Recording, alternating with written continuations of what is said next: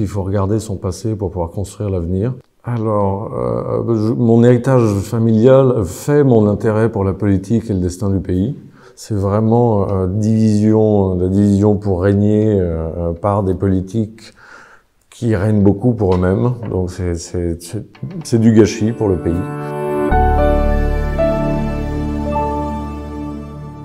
Donc nous accueillons aujourd'hui Amaury de Bourbon-Parme, dont j'ai déjà interviewé le père. Vous pourrez aller voir la vidéo sur la chaîne de Fréquence Royaliste. Est-ce que, Monseigneur, vous pouvez vous présenter en quelques mots pour tous nos auditeurs, nous raconter un peu votre trajectoire de vie, votre parcours jusqu'à Oui, avec plaisir.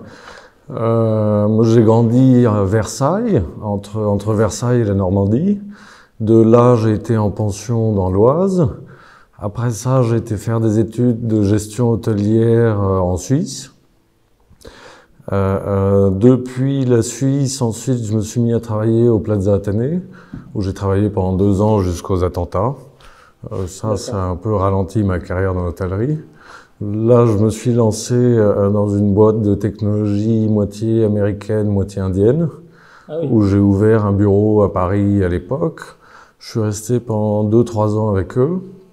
Et il y a maintenant 4 ans et demi, 5 ans, je me suis associé avec un homme d'affaires indien qui m'a pris sous son aile pour aller voir les pays émergents et des investissements dans les énergies renouvelables, minerais et fossiles. Donc ça, c'est le parcours, on va dire, un petit peu professionnel. Moi, mes passions sont la chasse, l'histoire, la diplomatie et la géopolitique. Et puis forcément, un petit peu la politique et le destin de mon pays, du coup. Ça tombe bien, on est là pour ça. Voilà. Alors justement, vous avez évoqué votre carrière dans le privé, pour commencer. Vous pouvez nous dire quel âge vous avez peut-être? J'ai 30 ans. 30 ans, très bien. Donc, qu'est-ce qui vous a poussé à quitter ce milieu, donc le privé, pour vous lancer dans les élections législatives, dans la politique? Alors, et également, pourquoi avoir choisi Reconquête? Il n'y a aucune porte n'est fermée, donc je pourrais très bien retourner dans le privé demain si je voulais. Pourquoi est-ce que je me suis lancé en politique? Parce que, comme je disais, c'est vraiment une passion, le destin de mon pays est une passion, et c'est quelque chose qui m'intéresse et que je suis depuis très longtemps. Pourquoi est-ce que je me lance là-dedans? Et en fait, c'est surtout aujourd'hui, et pourquoi Reconquête, c'est lié? Parce que Monsieur Zemmour, que je connais de la télévision depuis une dizaine d'années que je suis, est quelqu'un qui a toujours gardé le même discours, qui n'a pas varié et qui n'a pas changé en fonction du vent. Et c'est quelqu'un qui aujourd'hui s'est mis en politique, c'est quelqu'un qui sait donner une vision, en tout cas pour son programme, chose qui n'a pas été faite à mon avis depuis 10-15 ans facile. On n'a plus que des managers maintenant à la tête de l'État. Donc c'est une qualité que j'ai beaucoup appréciée de Monsieur Zemmour. Je crois qu'il défend des valeurs qui sont très françaises. Il défend la France. Et c'est donc pour ça que je me suis mis avec lui. Son parti, en tout cas, est un tremplin favorable pour lancer quelque chose en politique. Et c'est celui dont je suis le plus proche des idées. Et encore une fois, avoir une vision aujourd'hui, c'est rare dans le paysage politique. Alors ça m'évoque plusieurs questions parce que donc vous avez décidé de vous lancer à ce moment-là parce que pour vous, Éric Zemmour a sonné comme le coup d'envoi dans un spectre politique. Il y a un coup d'envoi, mais il y a surtout l'ouverture d'une brèche. Il a réduit tant qu'il pouvait le politiquement correct, ce qui est déjà très fort à faire, et il a remis sur la table des débats. Tout le monde, à mon avis, avait un petit peu chez soi, autour de la table, mais sans jamais que ça sorte du cercle familial ou très proche d'amis. Et il a réussi à faire que des gens s'ouvrent à propos de ces sujets et en discutent entre eux, jusque sur les plateaux de télé. Donc bravo, et c'est pour ça que je suis ce monsieur pour l'instant. Très bien. Et vous aviez de longue date prévu qu'un jour vous vous engageriez en politique? C'est une passion. Je ne sais pas si je voulais m'engager en politique, mais en tout cas tourner autour comme je pouvais, et pas aussitôt. Mais heureusement, cette brèche a été ouverte par Monsieur Zemmour, et là je me dis qu'il faut absolument faire ce qu'on peut pour, en tout cas, garder les idées et en parler pendant le plus de temps possible. Très bien. Bon, on l'a dit, vous êtes un Bourbon, il faut quand même en parler un peu. Vous nous parliez de votre parcours, vos origines dans tout ça, ce qu'elles ont joué. Comment vous conciliez cet engagement politique avec votre héritage familial? Alors, mon héritage familial fait mon intérêt pour la politique et le destin du pays. Donc, tout ça est très parallèle pour moi. Beaucoup de gens, certaines personnes me disent que je devrais pas faire de politique, que c'est pas pour moi, c'est pas pour la famille. Mais je crois qu'il faut jouer avec les armes qu'on a. Aujourd'hui, c'est celle de la Ve République. Et je les utilise et je vois pas le mal à faire pour son pays. Tout simplement. Très bien. Alors, c'est vrai que ça a été une campagne présidentielle assez mouvementée. Vous avez exprimé votre soutien à Éric Zemmour avec votre père à un moment, je ne sais plus à quel moment de la campagne. Comment vous avez vécu cette campagne de votre point de vue et quels sont vos sentiments sur tout ça, sur les deux tours? Pour moi, ça n'a pas été très compliqué parce que je n'étais pas malheureusement à militer dans la rue tous les jours comme beaucoup l'ont fait. Je les remercie d'ailleurs, il faut continuer. Mais en s'affichant à la télévision, sur les réseaux, je crois que c'était un coup de pouce pour Monsieur Zemmour. Je crois que ça fait parler de nous aussi un petit peu. Donc tout est resté très calme pour moi et mon père. Après, la campagne a pu être très bien à certains moments pour Monsieur Zemmour. Il a eu quelques passages un petit peu difficiles pour certaines sorties qui étaient ratées, mais je crois qu'en tant que débutant, c'est pas très grave. Vous avez en tête, par exemple? J'ai trouvé un petit peu dommage la sortie sur les réfugiés ukrainiens. Ah oui. Parce que ce sont des femmes, des enfants de religion chrétienne et qui ne sont pas très loin et qui surtout planifient de rentrer chez eux pour reconstruire leur pays. Donc je vois pas le problème avec ce genre de réfugiés. Mais il avait corrigé le tir, il l'avait bien fait à l'époque. Bon, les médias s'en sont emparés, ils en ont fait ce qu'ils en ont fait, voilà. Ouais. Mais... pour vous, bon, c'est vrai qu'il y avait eu cette polémique autour des écrits de Monsieur Zemmour sur le maréchal Pétain, etc. Vous avez un regard là-dessus? C'est compliqué, c'est une période de l'histoire très compliquée. Il y a plusieurs historiens, pas théories, mais faits qui sont remontés dépendamment de où penche l'historien. J'ai eu beaucoup d'histoires familiales à travers mes arrière-grands-parents que j'ai plutôt bien connus et mes grands-parents. Chacun avait son avis et je crois que chacun a le droit d'avoir son avis. Voilà. C'est très bien. Écoutez, ça c'est une question de toute façon qui est très polémique. L'objectif de l'entretien, c'est pas d'aller là-dessus particulièrement. Voilà. Mais encore une fois, votre engagement politique, c'est très intéressant. Pourquoi la position, la fonction de député particulièrement? Alors, je crois que c'est très pragmatique et pratique. C'est que je me souviens de Monsieur Macron il y a 5 ans, qui est arrivé avec un jeune parti et a eu beaucoup de mal à trouver des candidats pour les législatives. Et c'est une des premières questions que j'ai posées à Monsieur Zemmour quand je l'ai rencontré. Et c'est là où il s'est tourné vers moi. Il m'a dit « mais pourquoi pas vous ?» Et j'ai répondu « pourquoi pas moi ?» Sachant qu'encore une fois, il y avait le côté pratique et pragmatique de il y a une place, il y a des places, pas forcément assez de monde, j'y vais. Racontez-nous comment ça s'est passé. À partir du moment où vous avez déclaré que vous le souteniez, qui a contacté qui? Vous l'avez démarché? Comment ça s'est passé? Je l'ai démarché à travers des amis déjà pour le rencontrer, parce que je l'avais jamais rencontré, je connaissais de la télé, mais je prétendais pas apporter mon soutien sans rencontrer le monsieur d'abord. Donc ça, grâce à quelques amis, ça s'est fait assez simplement. On l'a rencontré, on a passé pas mal de temps à discuter. J'ai trouvé quelqu'un de très agréable, instruit et avec une vision. À partir de là, on s'est quitté. Il y a eu échange de numéros de téléphone avec plusieurs de ses collaborateurs qui étaient là, dont le coordinateur Reconquête nationale. Et puis le temps a passé.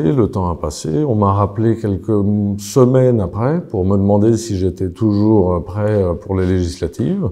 J'ai dit que je continuais de réfléchir, mais que ça allait dans le bon sens.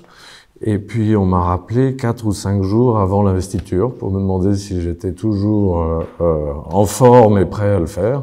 Et là, j'ai dit que oui. D'accord. Et alors, pourquoi l'Orne, en Normandie? Depuis que mes grands-parents se sont installés là-bas, c'est l'endroit où je me suis toujours retrouvé à la maison. Donc j'ai grandi entre Versailles et là-bas, c'est tous mes week-ends, toutes mes vacances, Pâques, Noël, l'Ascension, enfin bon. Et puis ensuite mes parents déménagent à Paris, mais moi je suis en pension ou à l'étranger pour étudier. Donc le retour à la maison pour moi se fait dans l'Orne. Et je ne voyais pas où d'autre je pouvais me présenter. Tout simplement. Vous vous y sentez ancré. Voilà. Et puis j'ai une grand-mère qui, elle, est Breuil. Ah, et oui. du coup, on n'est pas dans l'Orne, mais on n'est pas très loin. Et c'est du sang normand. Très bien. Donc vous connaissez le territoire, vous connaissez ses habitants, Voilà. et c'est là-bas que vous vous sentiez... On a toujours été discret, mais toujours dans le coin. Très bien, très bien. Alors dites-nous, si vous veniez à être élu en tant que député, comment vous vous voyez? Quel style de député serez-vous? Quels engagements vous prendrez? Alors, quel style de député, je sais, c'est assez compliqué à dire, surtout que c'est vraiment mes premiers pas en politique. Mais je crois qu'un député est là pour représenter d'abord sa circonscription, mais surtout travailler sur les lois au niveau national, tout en ayant un œil sur sa circonscription. Ensuite, M. Zemmour, je ne pense pas prendra la majorité à l'Assemblée, mais dans ce cas-là, mon travail sera surtout de rapporter aux gens de ma circonscription le travail qui est fait à l'Assemblée, que ça ne passe pas par les médias, mais que ça passe par moi, qu'ils ont élu, et ils sauront exactement ce qui se passe. Donc ça, c'est, je pense, la relation que je pourrais avoir avec ma circonscription et l'Assemblée nationale. Après, on m'a demandé l'autre jour quelle commission j'adorerais intégrer. Moi, ça serait la commission des affaires étrangères, parce que j'ai une passion pour la géopolitique et la diplomatie. On en parlera. Voilà.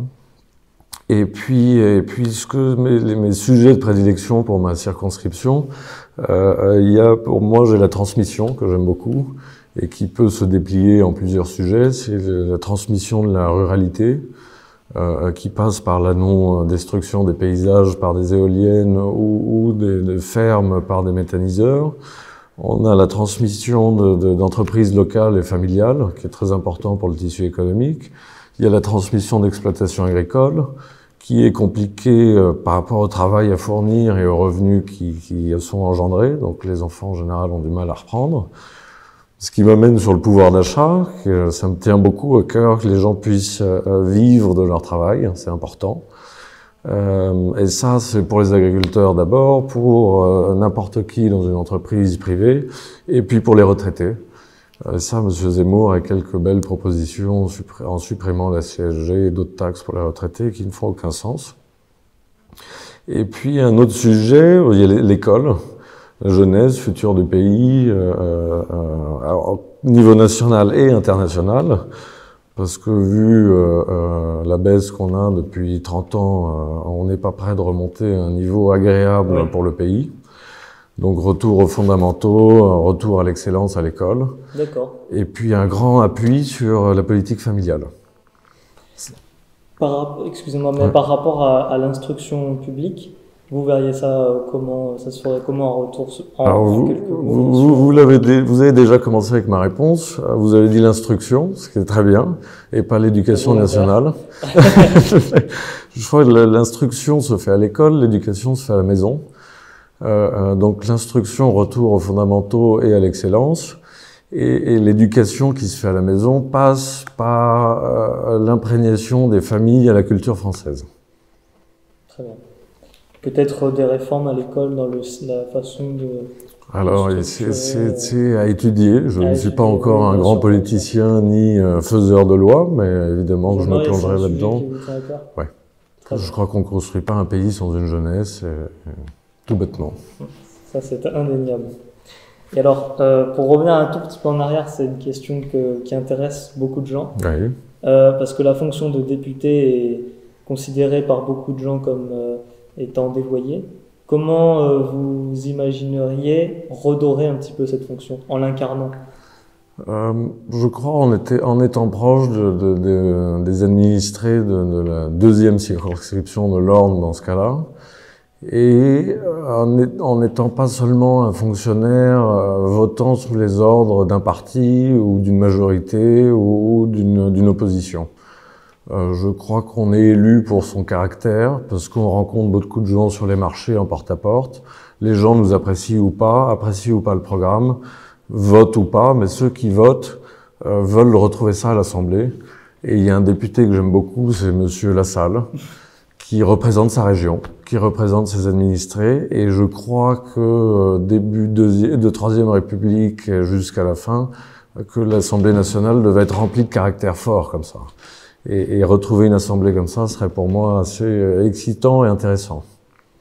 C'est vrai qu'il a tendance à marquer ses collègues. C'est un petit peu une caricature, mais il y a quelque chose. Absolument. Et je pense qu'il incarne une forme d'authenticité comme...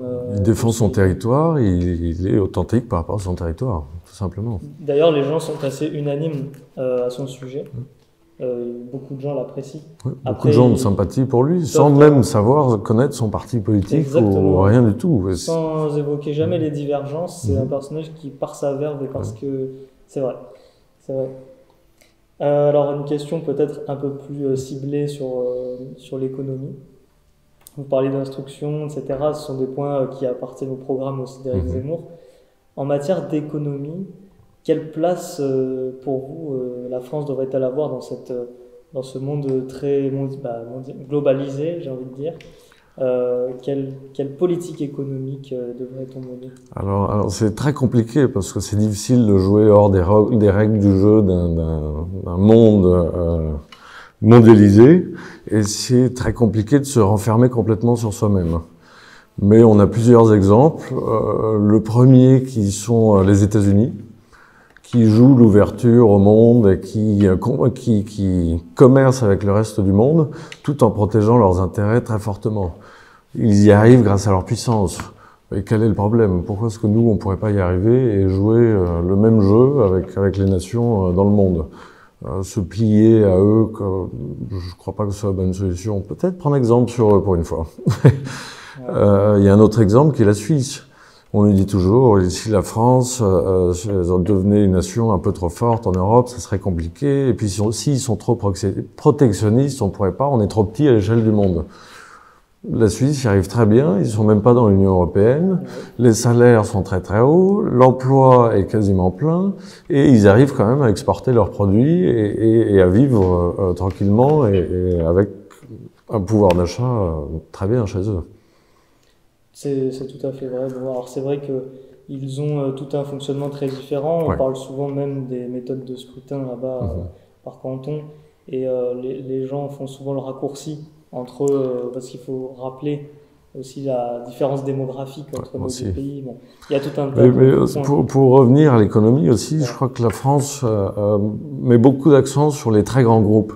Alors c'est très bien, il y en a qui sont des fiertés nationales, LVMH, c'est sublime, c'est le rayonnement de la France à travers le monde, mais peut-être privilégier moins certaines grosses banques, certaines grosses entreprises, ou en tout cas redistribuer plus d'argent et faire plus d'efforts pour tout ce qui est réseau local, d'entreprises locales.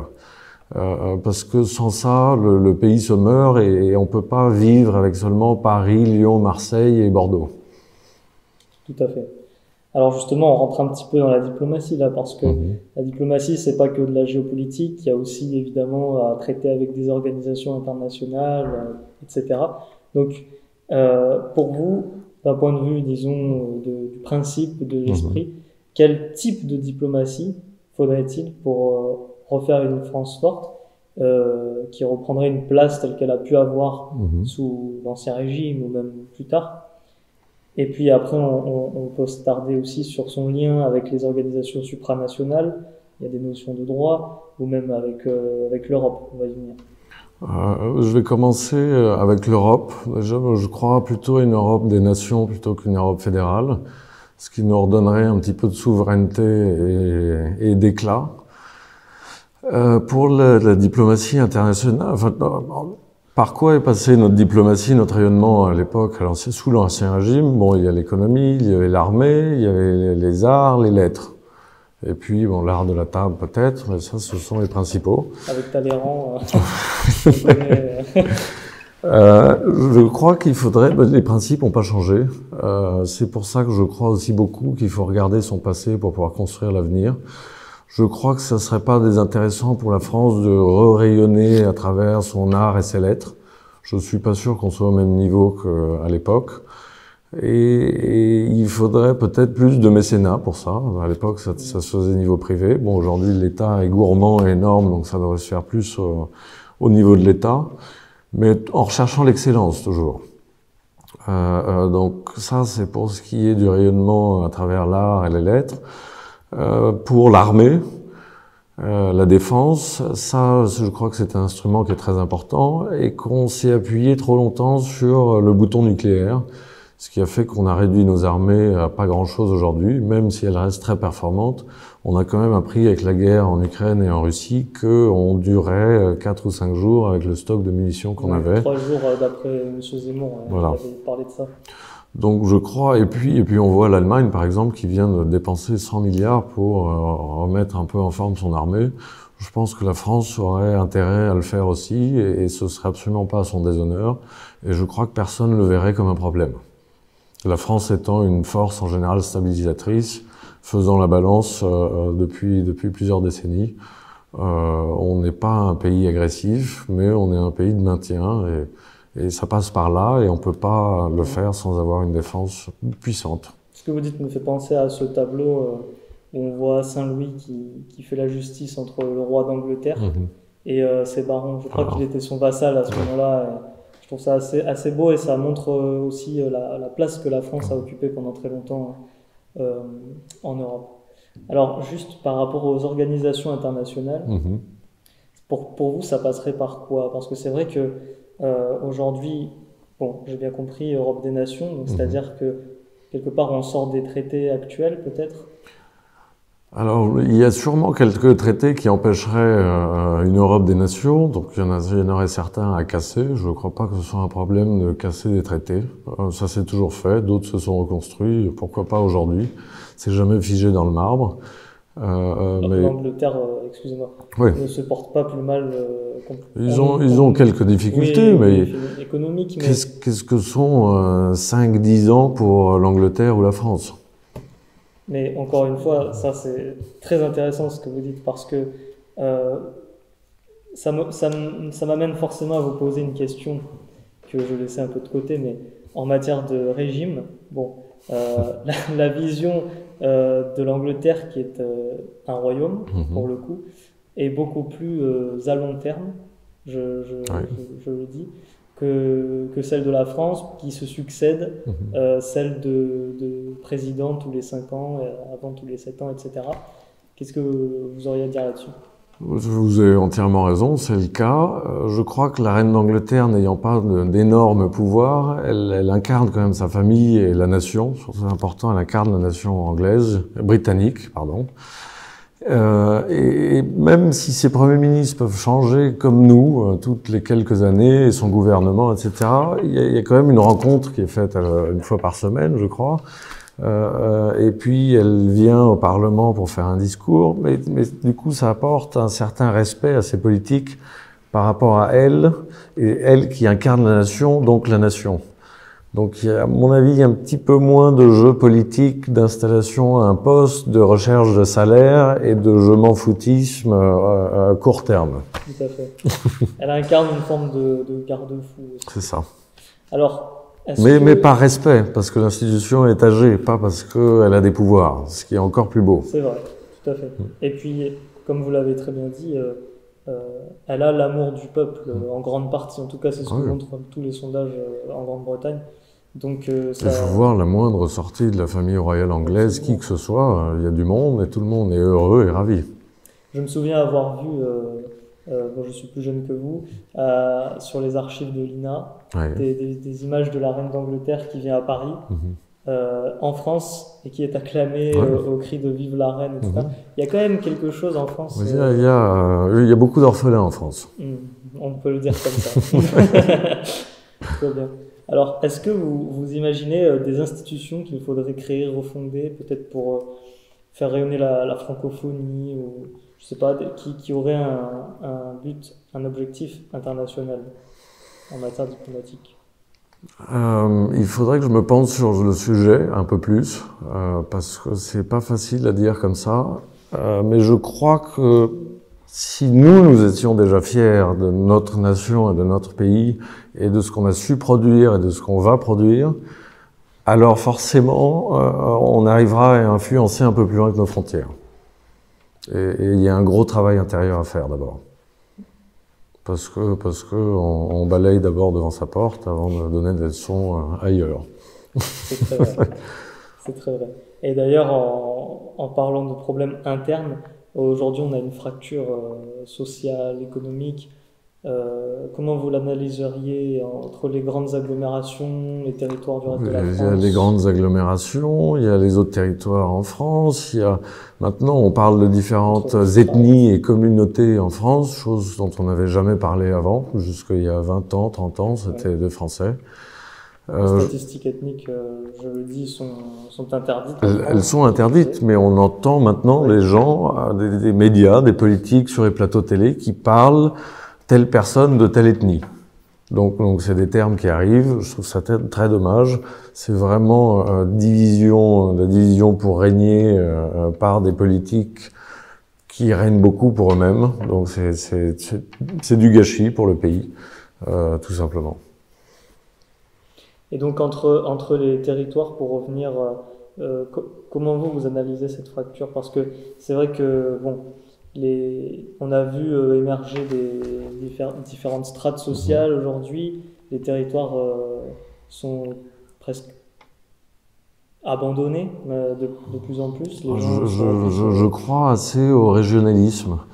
Sous l'Ancien Régime, c'était comme ça. On avait le français comme langue nationale, mais chaque région, en fait, on avait une mini-France des nations. Quand la République est arrivée au pouvoir, elle a enlevé l'institution qui tenait le pays ensemble, donc la personne du roi et la monarchie. Et puis, elle a essayé le français est devenu langue obligatoire et les langues régionales étaient interdites. Donc, on a essayé de casser tout ce qui était identité régionale.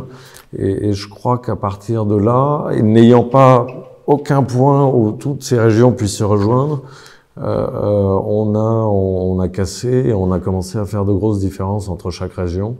Et c'est là où ça a commencé à pêcher pour moi. Ça passerait peut-être par remettre aussi l'apprentissage des langues régionales ou provinciales. Oui, je crois qu'il y est, mais c'est très léger. Oui, dans certaines écoles. Et les traditions s'éteignent petit à petit. Moi, je me souviens avec mon arrière-grand-mère en Bretagne, on allait pour les fêtes. Les dames étaient habillées dans les costumes traditionnels. Aujourd'hui, on voit plus tellement ça. Ça c'est plus national, mais les feux de la Saint-Jean, jusqu'à mes 12-13 ans, c'était chaque année, et puis tous les villages étaient rassemblés pour ça. Aujourd'hui, ça n'existe plus.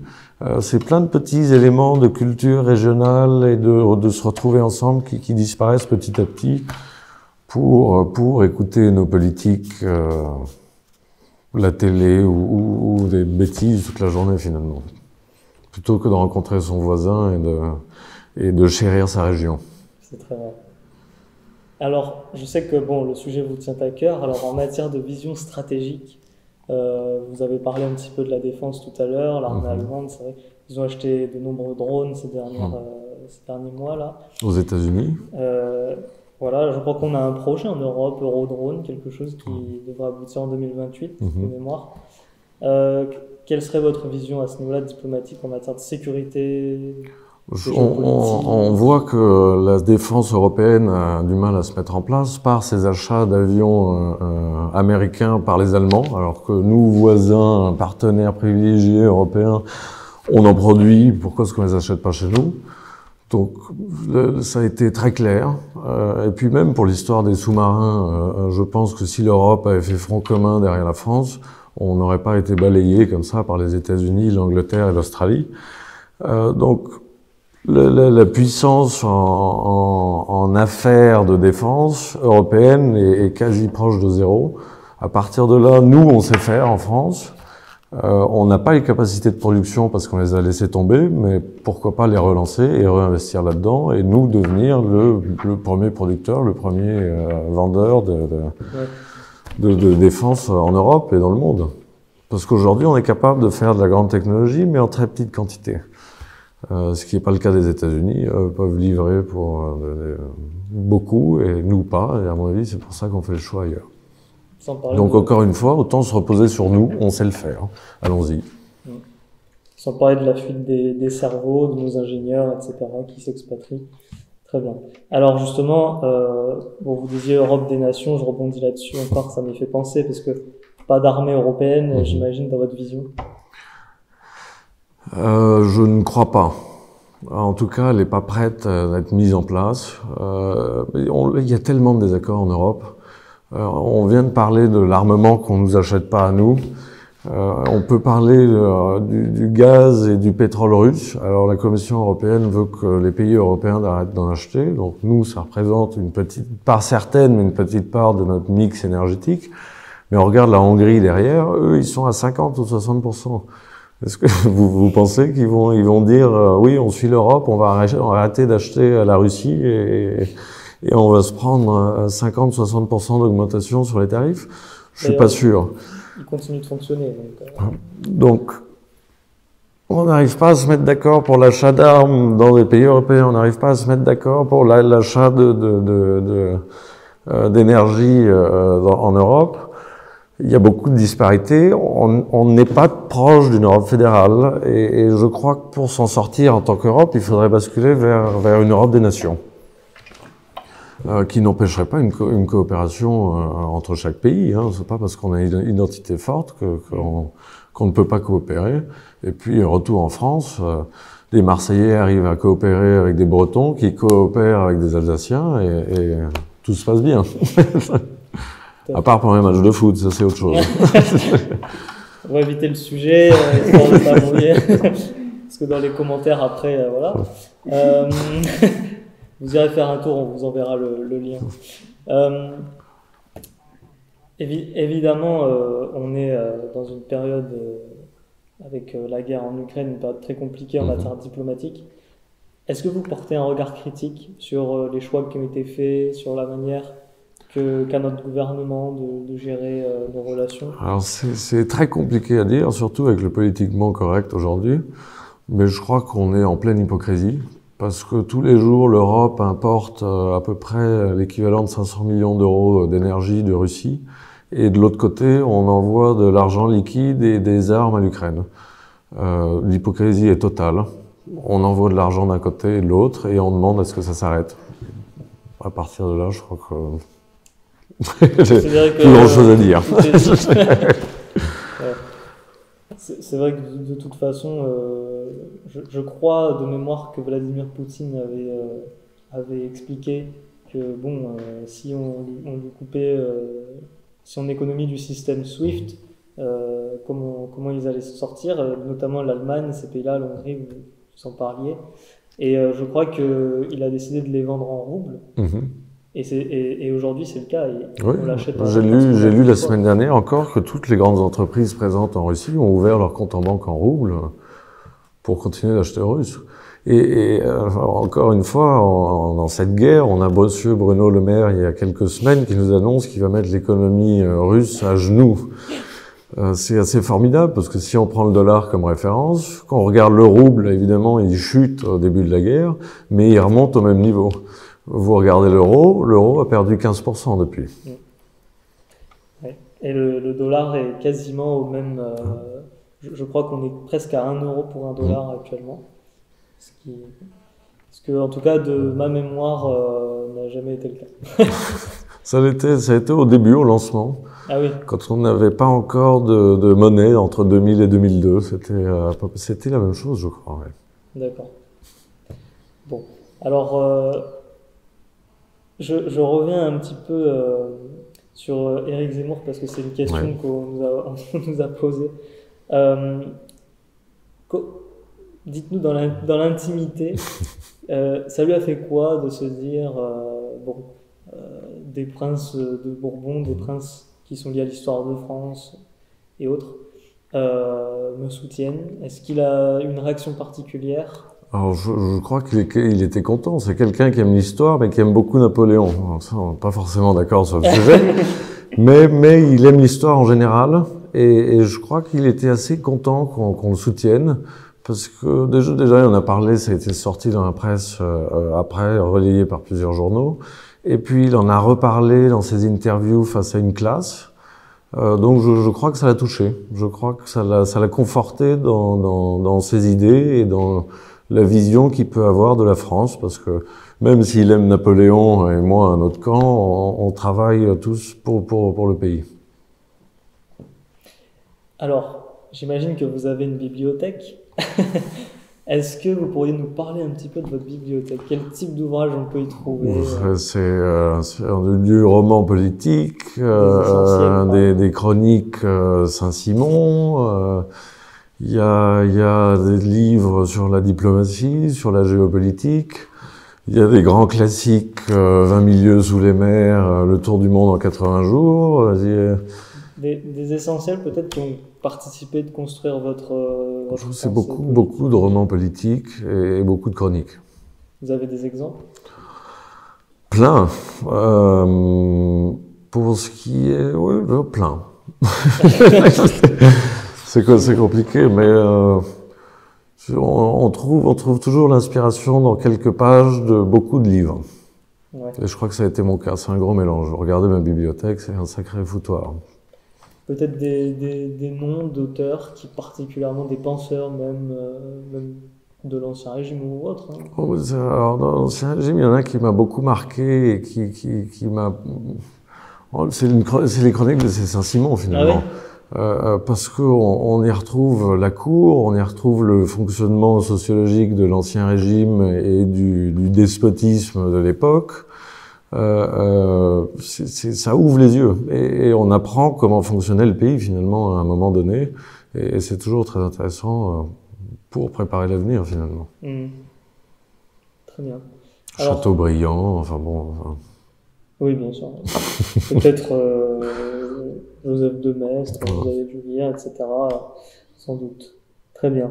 Alors, pour nos auditeurs, est-ce que vous auriez un mot particulier de conclusion? On est au cœur de cette campagne législative, de vos engagements. Alors, je vais essayer de faire un petit mélange entre le personnel et puis le politique pour cette campagne. Et je crois qu'il faut absolument rien lâcher, que, à mon avis, la plupart de vos auditeurs ont des valeurs qui sont fortes et qui sont importantes pour le pays. Il faut absolument pas se laisser abattre, il faut continuer de travailler, de discuter avec les gens qui sont autour. Il y a quelques familles en France qui vous entendent, il y a des gens qui sont prêts à vous aider, à faire avancer le Schmilblick. Et pour aller sur un côté un petit peu plus politique et candidat du Parti Reconquête, on a eu le vote utile. Que ce soit du côté de Marine Le Pen ou de Monsieur Macron, aujourd'hui, il est temps du vote plaisir.